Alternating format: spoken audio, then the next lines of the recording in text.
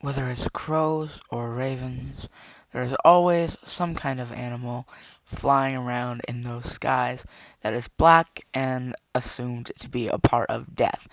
I have always wondered since I was little why, in so many cultures, ravens are seen as like good things and crows are seen as bad things, and whether they're even different, which they aren't. They're just not different. And yeah, today I want to talk about why ravens are seen as like symbols of death. So yeah, let's get into it. Probably the most simple and biological reason is that these animals are scavengers, and therefore they are always kind of around when they think something's gonna die, because it means a pretty easy free meal for them. And honestly, I would understand that. If I was an animal, I would much rather just eat what's available than have to go and hunt for it like a predator. So yeah, that's the first reason.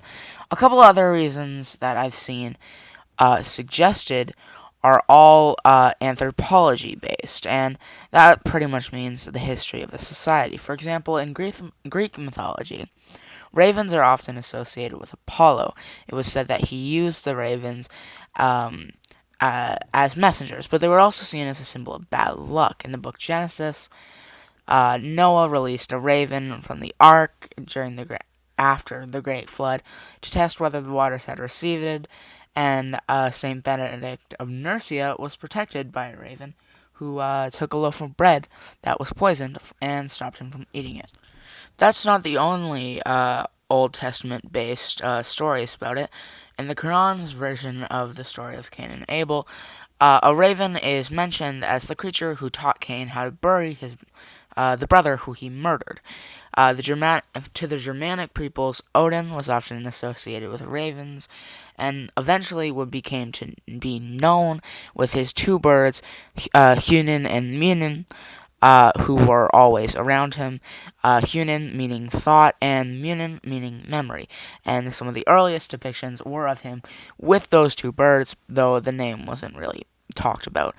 In Irish mythology, ravens are often associated with warfare in the battlegrounds with figures of Bab and Morrigan. The goddess Morrigan, which is in fact the crow goddess, a line, or she kind of like was with the hero Clan. Sorry if I pronounced this wrong, by the way. He was on his shoulder in the form of a raven after his death. Now, from this, we can gather that ravens are both seen as good and bad things throughout mythology. And honestly, you can see where death comes in. A lot of these stories are about people who have been murdered and people who have been killed. And how I see this personally is this representation of scavengers. And you see vultures like this as well. So, yeah, I just think this is a cultural adaptation of the fact that they're always around when a creature is killed. And they're always the ones eating the flesh. And, yeah, their nature is recycling bins. So yeah, thanks Pebbles for watching, and I will see you in the next one. Like, subscribe, do all that jazz. It would really help. Like the video for the algorithm. Bye!